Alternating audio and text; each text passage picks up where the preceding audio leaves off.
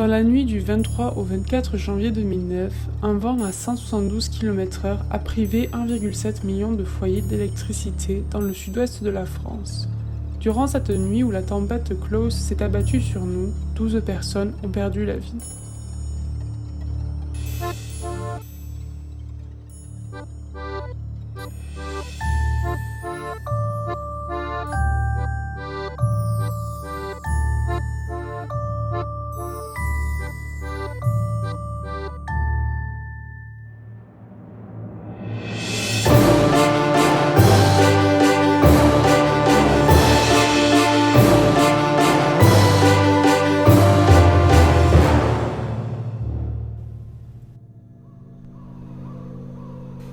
La tempête.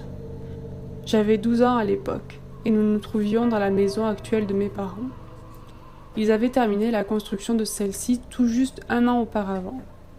Personne n'aurait pu imaginer les dégâts qu'allait engendrer cette tempête, ni ce qui se cachait réellement derrière celle-ci. Je n'oublierai jamais cette nuit où l'enfer était sur le point de nous engloutir. C'était un vendredi soir comme les autres au début.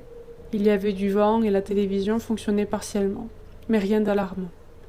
Ce n'est qu'au beau milieu de la nuit que les choses ont commencé à se gâter et que la tempête commença à gronder. Je dormais paisiblement alors lorsque j'entendis des rugissements violents provenir de l'extérieur. J'ouvris les yeux. Ma chambre était plongée dans l'obscurité et malgré le vacarme extérieur, le reste de la maison semblait être encore plongé dans un profond sommeil.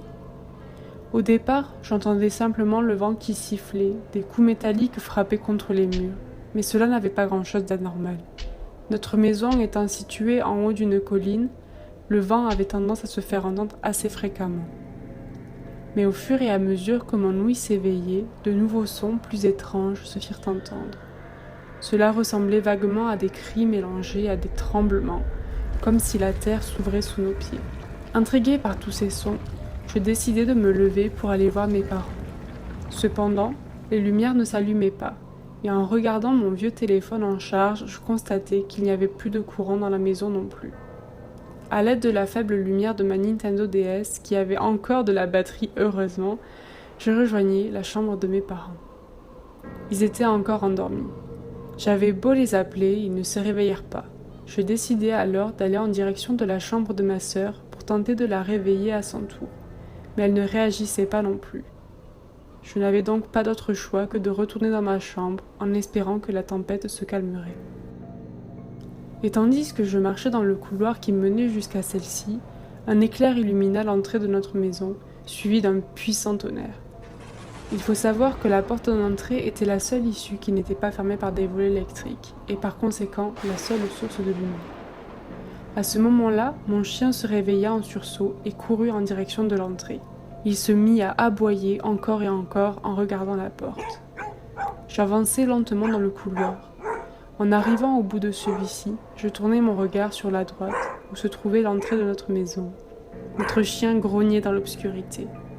Puis un nouvel orage éclaira la porte d'entrée. Mes yeux s'écarquillèrent à la vue d'une large silhouette se trouvant derrière celle-ci. Mon chien devenait de plus en plus agressif tandis qu'il faisait face à la porte. Puis soudain, la silhouette se mit à répondre en frappant violemment la porte d'entrée, comme si elle souhaitait enlever le dernier obstacle entre elle et nous. J'essayais de calmer mon chien, mais la panique commençait à s'emparer de moi. De l'autre côté de la maison, j'entendais des coups qui frappaient les volets et quelque chose marchait sur le toit. Les bruits devenaient de plus en plus forts. Un bruit de vitres cassées s'ajouta au vacarme et les aboiements de mon chien se firent de plus en plus distants. Puis soudain, quelque chose m'agrippa l'épaule et je me mis à crier. Ma mère tentait de me retenir alors que je me débattais dans l'entrée de la maison. Lorsque j'ouvris les yeux et compris que c'était elle, mes cris se transformèrent en pleurs. Ma sœur et mon père, qui m'entendirent, nous rejoignirent. Les bruits étranges et la silhouette de l'entrée avaient disparu. Seule la tempête persistait à l'extérieur. Les vitres de la porte étaient brisées et mon chien, quant à lui, était à présent introuvable.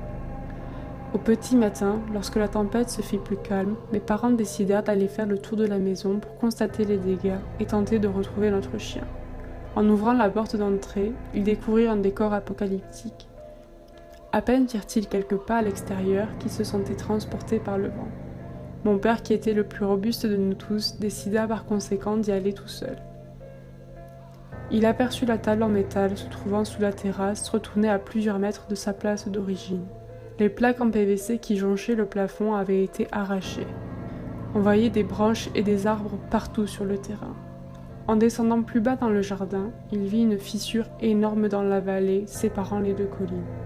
Mais toujours aucune trace de notre chien.